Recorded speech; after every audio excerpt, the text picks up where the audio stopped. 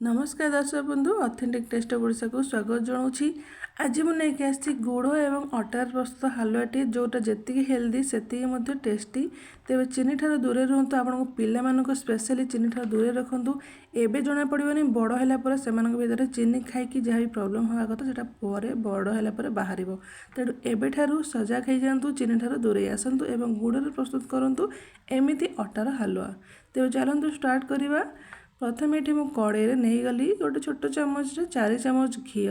तेरे घीरे मु अटा जी भी हलुआ बनैबी से सब को भाजी नेबी। तेरे ये मुझे गोटे छोट गिनार 3 गिना अटा नहीं आपण मैंने से मेजरमेंट हिसाब से ने जो थे भी अटा ने से क्षीर ने से क्षीर ने।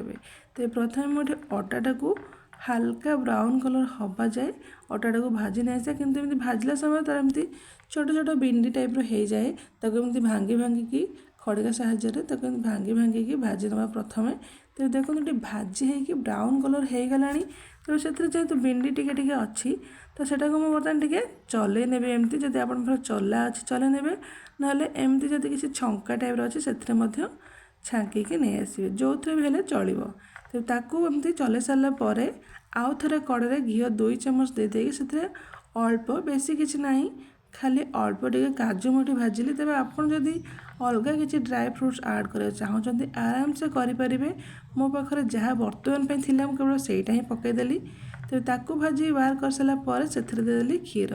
तेज कही जी अटा से क्षीर एवं क्षीर देदेवी टेस्ट मुताबक गुड़। तेज चीनी व्यवहार जमा करतुनि। एवं आम चीनी खाईदेवा किंतु परे से भोगे पड़ो। स्पेशली आम मैंने तो आमर लाइफटा देखी सारे किसी मात्रा किंतु आम पिला सेतिकटा देखा लगे सुजोग दबा दरकार। तो चीनी खोईकी से स्लो पॉइजन दबा आवश्यक बिल्कुल ना। तो गुड़ मिसई देकी लुण हल्का पकई देकी क्षीर भलसे फुटेदेली एवं तापर से अटा गुड़िक पकईकी ये मुझे जंती देवी माने जमी भी जंती गोलाती गोड़ी उपमा हो हलुआ हो बनाती सेमती बनई नवा। तो गोटे भल भाव मिसामिशी करके गोलेवा। सुजी नुहे जो पूरा हल्का माने झुरा झुरा हो कि आपड़ जब पतला करने चाहिए अधिक क्षीर दे तो पतला करेंगे। तो सुजी पानी पी जाए तो से बेसी दि जाए तो अटा बेसी पानी पीबनी से कम क्षीर दिज्व कम पानी अमूल देकी करहब। तेज ताकू भल मिसे गोले सारापर से देदेली घी 2 चामच ताकि चिपचिपा हेनी। एवं जो अल्प किसी भाजी ड्राई फ्रुट्स भाव केवल जहाँ काजू टे भाजती सेटा को पकईदेली। तेज ताकू मिसामिशी करके गोलेदेवी आउ थे।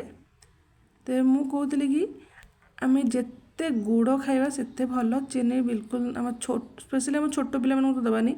आम बर खाईदे चलो टी आम किछटा मात्रा लाइफटा देखी सारे आ पिला बिल्कुल भी दिंतुनि। तापर बर्तमान फेसबुक रे गोटे वीडियो वायरल होता गोटे पिलाटे केक खाଇବା द्वारा तार माने से मरी जाइथिला। से केक रे सिंथेटिक चीनी व्यवहार करा जहाँद्वारा कि एमती सब जिनस होची।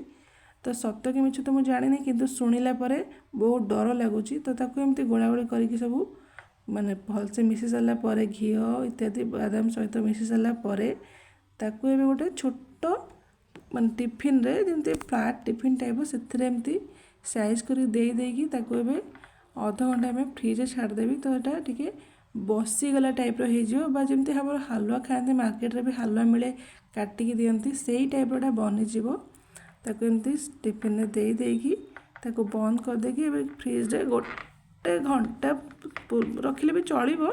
जदि आपन पाखरे समय अच्छी आपन पछरे खाइबे तो रखिपारे कि मोर एठी एते पेशेंस नहीं मुझे खाया लगी पागल हो जाती।